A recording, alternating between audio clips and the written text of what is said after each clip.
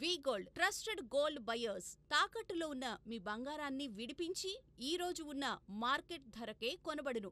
Contact number 9999954567. Present a situation రెండో రోజు చేస్తుంది సమ్మె. సో మీకు వాడికి సమ్మె కాదు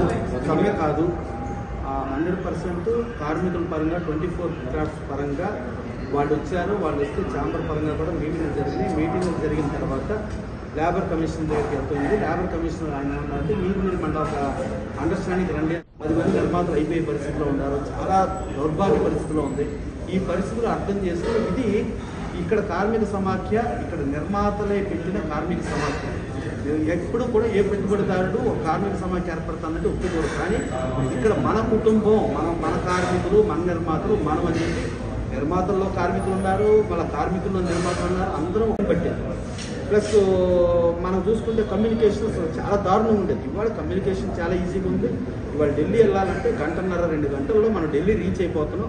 స్టిల్ ఇప్పటికీ కూడా 2 రోజుల్లో 3 రోజుల్లో రీచ్ అయ్యేటట్టుగా ప్రయాణ బత్యాలు ఇవ్వండి, మీరు అలాగే చెయ్యండి, ఇలాంటివన్నీ కూడా ఉన్నాయి. ఇది కరెక్ట్ కాదు. బాంబేలో 12 hours కాల్ షీట్ ఉంది. బాంబేలో వాళ్ళు ఫుడ్ పెట్టలేదు. ఇవాళ మనం పుట్టింది FEFSI and film employees federation of south India నుంచి మనం పుడితే ఇవాళ film employees federation of south ఇండియాలో ఇదివరకు రూపాయి ఉంటే మనకి ఇక్కడ కార్మికులకు ₹1 ఉండేది. ఇవాళ పరిస్థితి అక్కడ రూపాయి ఉంటే మనం ₹3 ఉన్న పరిస్థితి ఉంది. మళ్ళీ కార్మికులకి మినిమం వేజెస్ యాక్ట్ ప్రకారం ఆ యాక్ట్కి విరుద్ధంగా కూడా మన దగ్గర విపరీతంగా ఉన్నాయి. ఒకరినొకరు చూసుకుంటా, ఒకరినొకరు మార్నింగ్ టిఫిన్లు పెడతా, భోజనాలు పెడతా, అందరూ మన కుటుంబం, మనము మన సినిమాని చేసుకోవాలంటే ఇంతమంది సంఘటితంగా సమైక్యంగా చేస్తేనే ఒక సినిమా వస్తుంది. ఇలా ప్రయత్నం చేస్తున్న పరిస్థితుల్లో ఏకపక్ష నిర్ణయంతో వాళ్ళు ఎంతో కరెక్ట్ కాదని చెప్పడం జరిగింది. దాని తర్వాత ఇవాళ 13 యూనియన్ని మళ్ళీ లేబర్ కమిషనర్ గారు పిలవడం జరిగింది. ఆ పిలిచిన తర్వాత లేబర్ కమిషనర్ గారు ఏమంటారో అది ఒకటి చూడాలి. నెక్స్ట్ దీని ఇదిలో నిన్న ఒక సంచలనం, అంటే జనరల్గా అది ఎప్పటి నుంచో మేము అనుకున్నాం, అంటే నరేంద్ర మోడీ గారు అసలు స్కిల్ డెవలప్మెంట్ దీనికి పెంచడానికి ప్రతి ఊరు నుంచి కూడా ఎంప్లాయ్మెంట్ పెంచాలని చెప్పి ఒక స్కిల్ డెవలప్మెంట్ దానికి వాళ్ళు ఇచ్చేసి దానికి ఫండ్స్ రిలీజ్ చేసి ఒక సిస్టంలో ఉంది.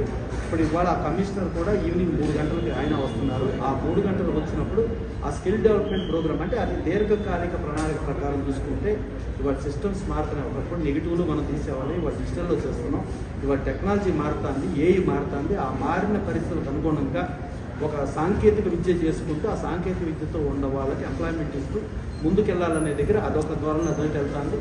ఇది కూడా డెఫినెట్గా వాళ్ళు కూడా అర్థం చేసుకుని వాళ్ళు నిజంగానే నిర్మాతలు ఇబ్బందుల్లో ఉంటారు. నిర్మాత అంటే మన తండ్రి లాంటి వాడు. తండ్రి ఇబ్బందుల్లో ఉంటే మన పిల్లలకు మనం దాన్ని ఆ ఇబ్బందిని మనం చూసుకోవాలి అనే పరిస్థితిలో ముందుకెళ్లాల్సిన పరిస్థితి నుంచి మనం కాదని ఇలా ఏకపక్ష ధోరణిలో వెళ్ళటం కరెక్ట్ కాదని వాళ్ళు మనసు మార్చుకొని మళ్ళీ అందరం కలిపి చేసుకుందాము.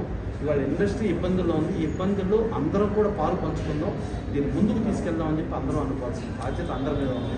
అలా వస్తే ముందుకు అయితే మంచు విష్ణుతో ఈ రోజు ఏదో మీటింగ్ కండక్ట్ చేస్తున్నారు. దేని మీద అంటే డెఫినెట్గా మా అసోసియేషన్ ఎప్పుడు కూడా వాళ్ళు ఏంటంటే తండ్రి నిర్మాతను అనుసరించి మేము ఉంటాం. నిర్మాతకి ఏ ఇబ్బంది వచ్చినా నిర్మాత ఇబ్బందిని కాపాడుకోవాల్సిన బాధ్యత ఉంది. ఆర్టిస్టులు అందరం కూడా మేము ఉన్నాం. ఇంకోటి ఏంటి, యాజిటీస్గా కార్మికుల పరంగా ఇప్పుడు రీసెంట్గా ఒక సినిమాలు చూస్తే రోజువారీ జీతభత్యాలు 18 కోట్లు ఇవ్వటం, ఒక సినిమాకి 40 కోట్లు ఇవ్వటం జరిగింది. ఇప్పుడు 30% పెరిగితే 18 + 5,40,00,000 పెరిగితే 23,40,00,000. అక్కడ ఆ సినిమాకి వాళ్ళు 25% నష్టం వచ్చే పరిస్థితి ఉంది. ఆ నిర్మాత చాలా ఇబ్బంది ఉన్న పరిస్థితి ఉంది. డిస్ట్రిబ్యూటర్ ప్రాబ్లం ఉన్నారు, ఎగ్జిబిటర్ ప్రాబ్లం ఉన్నారు, ప్రొడ్యూసర్ ప్రాబ్లం ఉంది, ఇండస్ట్రీనే ప్రాబ్లం ఉంది. కాబట్టి ఈ ఇండస్ట్రీ ప్రాబ్లమ్ని అడ్రస్ చేసుకుంటూ అందరం ముందుకు వెళ్దాం అనేది ఏదైతే ధోరణి ఉందో కార్మికులు కూడా అర్థం చేసుకుని వస్తారని ఆశిద్దాం. డెఫినెట్గా లేబర్ కమిషనర్ గారు కూడా ఆయన వచ్చి వాళ్ళు డెఫినెట్గా తండ్రితో పాటే అంటే ఎప్పుడు కూడా మీరు చూసుకుంటే ఎన్టీ రామారావు సూపర్ స్టార్, ఆయన పెద్ద స్టార్ అయినా కూడా అశ్విని దత్ గారు ఆయన అభిమానిగా ఆయన వచ్చినా కూడా ఆయన గాలకు దండం పెట్టి మీ అభిమాని అంటే అని చెప్పినా కూడా అశ్విని దత్ గారు ప్రొడ్యూసర్గా సినిమా చేస్తామంటే ఎన్టీ రామారావు హీరోగా ఉన్నా కూడా లేచి నిలబడి దండం పెట్టారు. దండం పెట్టి ఏంటంటే సార్ మీరు కార్మికులు, సార్ మీరు ఇచ్చే డబ్బులతో మీరు బతుకుతున్నాం, నిర్మాత మీరు తండ్రి లాంటి వాడు, మీరు బాగుండాలి అనుకుని అలా రామారావు కానీ, నాగేశ్వరరావు కానీ, కృష్ణ గారు కానీ, కృష్ణదాస్ గారు కానీ, సోహన్ బాబు గారు కానీ, చిరంజీవి గారు కానీ, బాలకృష్ణ గారు కానీ, వెంకటేష్ గారు కానీ, నాగార్జున గారు కానీ, మోహన్ బాబు గారు కానీ అందరూ కూడా అదే ధోరణిలో ఎప్పుడు మన తరతరాలుగా వెళ్తాండి. ఇప్పుడు కూడా అలాగే వెళ్తామని వర్తించారు. సో దీని మీద ఏమంటారు? బేసికల్లీ ఒకటి కార్మికుడు అంటే పేద కార్మికుడు బతకటానికి అందరూ కూడా డెఫినెట్గా కోఆపరేట్ చేయాలి. పేద కార్మికుడికి ఇబ్బంది రాకుండా ఉండాలి. ఇవాళ మన 24 క్రాఫ్ట్స్ ఎలా ఉందంటే 5 లక్షలు, 7 లక్షలు, 8 లక్షలు, 10 లక్షలు, అంటే ఇన్ని లక్షల రూపాయలు మీకు పెట్టుబడి పెడితేనే మీరు పని చేయడానికి అర్హత కల్పిస్తారు. అంటే ధనిక కార్మికులకు మాత్రమే మీరు అవకాశం కల్పిస్తారా? ఒక స్కిల్, హైయెస్ట్ స్కిల్ ఉంది, ఆయన దగ్గర డబ్బులు లేవు, ఆయన పని చేయాలనుకున్నాడు, ఆయన పని చేయడానికి వీలు లేదంటారు. తప్పు. పని చెయ్యాలి. ప్రతి పేద కార్మికుడికి న్యాయం జరగాలి. మనదే కార్మిక వ్యవస్థ అంటే ప్రపంచ కార్మిక వ్యవస్థ. మన మేడే అంటే ప్రపంచ కార్మికుల దినోత్సవం అని పెట్టుకుంటాం. అంతేగాని ఏదో కొద్ది మంది మాత్రమే బతకాలి, కొద్ది మంది ధనికులే బతకాలి, ధనిక కార్మికులు పదం అంటారా? డెఫినెట్ గా ఇప్పుడు మిమ్మల్ని కాదనుకొని కోఆపరేట్ చేయాల్సిన బాధ్యత ఉంది. డెఫినెట్ గా స్కిల్ డెవలప్మెంట్ ఇవ్వాలా.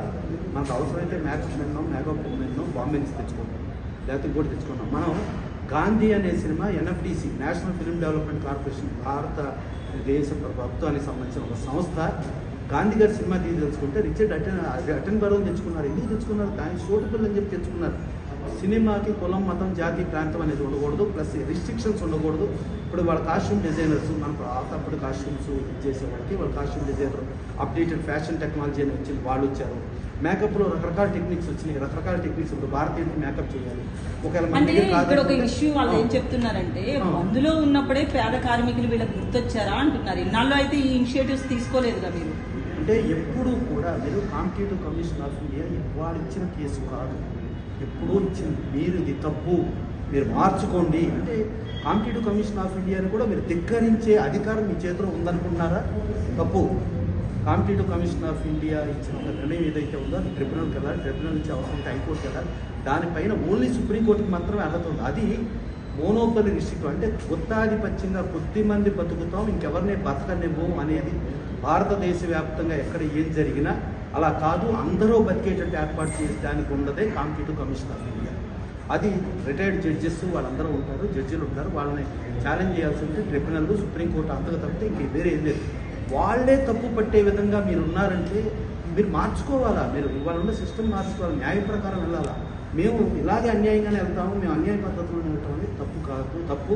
అందుకని మారాలి. డెఫినెట్గా అందరం బేసికల్లీ మిగతా చోట్ల ఎక్కడ ఉన్నా కూడా తెలుగులో మనం కార్మిక సమాఖ్య ఏర్పాటు నిర్మాతలు కాబట్టి ఒకళ్ళ బాధలు ఒకళ్ళు అర్థం చేసుకుని ఒక కుటుంబంలో చిన్న చిన్న సమస్యలు నేనే బతకాలి కాకుండా మన అందరం బతకాలి అనే దగ్గర అందరం కలిపి ముందుకెళ్లాల్సిన బాధ్యత అందరం.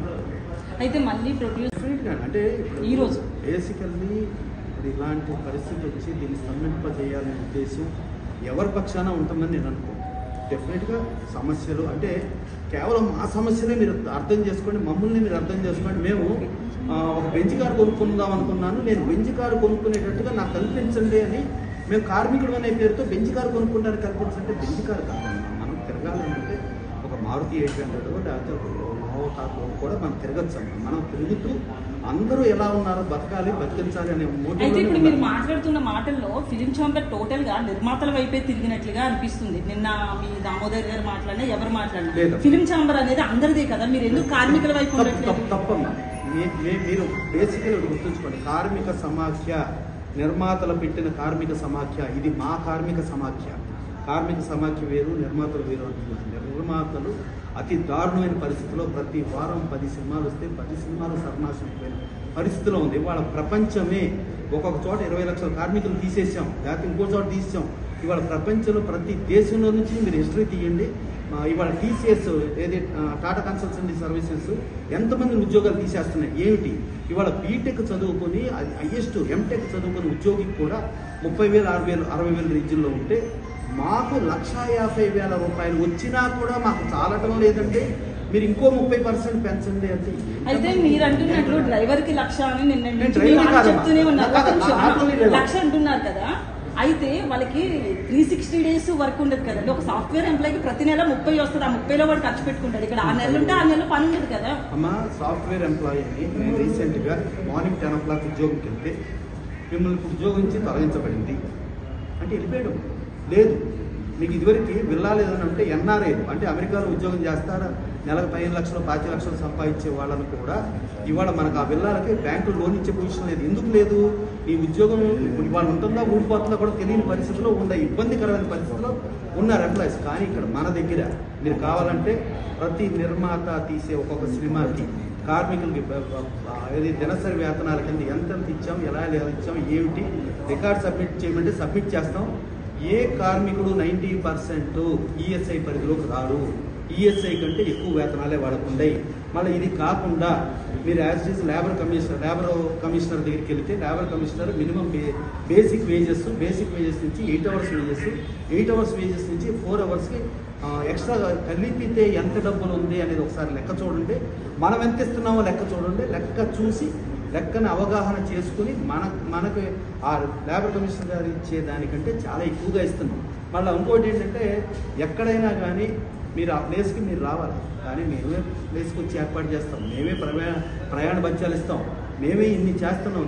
చాలా బాగా చూసుకుంటూ ఒక అతిథి దేవో భవ కంటే కూడా నిర్మాత చాలా బాగా చూసుకున్నాడు. నిర్మాత ఏంటంటే మనం అయిపోయినా కూడా 10 మందికి అన్నం పెట్టి బ్రహ్మాండంగా చూసుకుంటే బాగుంటుందని అనుకుంటున్న పరిస్థితిలో ఇవాళ నిర్మాత కేవలం 5,000 రూపాయల పెన్షన్తో బతికే పరిస్థితితో దౌర్భాగ్య పరిస్థితిలో ఇవాళ ఉంది. ఇవాళ చెప్పాలంటే మీకు ఝాన్సీ గారిదే చెప్తా ఎగ్జాంపుల్. ఝాన్సీ గారు ఆవిడ ఒక మురళీమోహన్ గారి కంటే 10 సంవత్సరాల ముందు సీనియర్ ఆర్టిస్ట్. ఆవిడ సీనియర్ ఆర్టిస్ట్గా ఉండి, నిర్మాతగా ఉండి, మీడియేటర్గా ఉండి, ఫిలిం నగర్లో ఒకప్పుడు 2 స్టోర్ బిల్డింగ్ ఓనర్ అయ్యి ఉండి ఫైన్లో బతకడానికి ఇబ్బంది ఉంటే మేమే విజయవాడ వృద్ధాశ్రమంలో చేర్చి డైరెక్ట్ ఆ వృద్ధాశ్రమంకి మేమే ప్రొడ్యూస్ కౌన్సిల్ నుంచి 5,000 రూపాయల పెన్షన్ చేస్తుంటే బతుకుతూ ఆవిడ దాని నుంచి శివైక్యం కాలం చేయడం జరిగింది. ఇలా చాలామంది ప్రొడ్యూసర్స్కి ఈ 5,000 రూపాయలతో బతుకుతా అంటే మీరు ఎంతసేపు కార్మికులు నిర్మాత అంటే పెట్టుబడిదారులు, కార్మికులు అంటే ఏదో మేము పేద కార్మికులు వ్యతిరేకం కాదు. పేద కార్మికులకు అందరికీ పని కల్పించడానికి మేము కంకణం కట్టుకుని ఉన్నాం, వెరీ క్లియర్. కానీ నిర్మాత ఇంత దౌర్భాగ్య పరిస్థితుల్లో, ఇంత ఇబ్బంది పరిస్థితుల్లో ప్లస్ నిర్మాత వెళ్ళి ఒక నడుక్కోగలిగే పరిస్థితి అంటే ఇప్పుడు ఒకటండి, నిర్మాత అంత ఇబ్బందుల్లో ఉన్నప్పుడు అసలు సినిమా చేయడం ఎందుకు? ప్యాషన్ ఎందుకు అని అంటే ప్యాషన్. సినిమా చేయటం ఎందుకు అంటే దానికి మనం ఆన్సర్ చెప్పినప్పుడు ఏమవుతుందంటే భార్యాభర్తలు ఇద్దరు పెళ్లి చేసుకుంటారు. పెళ్లి చేసుకుంటే తర్వాత గొడవలు, విడాకులు, గొడవ ఎన్నో వస్తాయి. వస్తే ఇలా సమస్య ఉన్నప్పుడు మీరు పెళ్లి ఎందుకు చేసుకున్నారు అని అంటే పెళ్లి చేసుకోవాలమ్మా, చేసుకుంటాం. కానీ మంచోళ్ళు దొరుకుతారని చేసుకుంటాం కదా. ఇలాగే విడాకులు లేకపోతే ఇలాగే అందరికీ దొరుకుతుందని అనుకుంటామా? అర్థం చేసుకుంటాం. సార్ ఇంకొకటి అంటే అదే వర్షన్లో చర్చలు వస్తే మళ్ళీ ఒకటే, ఎప్పటికైనా అందరం కుటుంబమే. కుటుంబంలో ఉన్న కష్ట నష్టాలను అందరం అర్థం చేసుకుని ఒకళ్ళకొకళ్ళు మీరు బాగుండండి, మేము బాగుంటాం, మనందరం బాగుంటాం. అంతేకాని మీరు నాశనం అయిపోయింది మేము మాత్రమే బాగుంటామనే ఆశకి మేము విరుద్ధం. డెఫినెట్గా విన్ సిచ్యువేషన్, అందరం బాగుందాం, అందరం కలిసికట్టుగా ఉంటాం, అందరం అర్థం చేసుకుందాం. ఇవాళ ఒక ఇబ్బందికరమైన పరిస్థితి వచ్చింది. ఈ ఇబ్బందిలో మనం కూడా పాల్పంచుకుందాం. ఒక కుటుంబ పెద్దకి ఇబ్బంది వచ్చిందంటే కుటుంబంలో ఉన్న వాళ్ళందరూ కూడా ఇదిగోండి నా నగలు తీసుకోండో లేకపోతే నా డబ్బు తీసుకోండో, ముందు ఈ కుటుంబాన్ని మనం చక్కదిద్దుకుందాం అనే ధోరణిలో ముందుకెళ్లే పరిస్థితి నుంచి బదులు లేదు నీకు ఇబ్బంది వచ్చింది, ఇప్పుడు నేనైతే సుఖంగా ఉండి నేను వెళ్ళిపోతా, నేను వెళ్ళిపోతా, నేను ఇంకో చోటకి వెళ్ళిపోతా అనే స్వార్థపూరిత ధోరణి కాకుండా అందరం కలిసికట్టుగా ఈ సమస్యను పరిష్కరించుకుంటాం.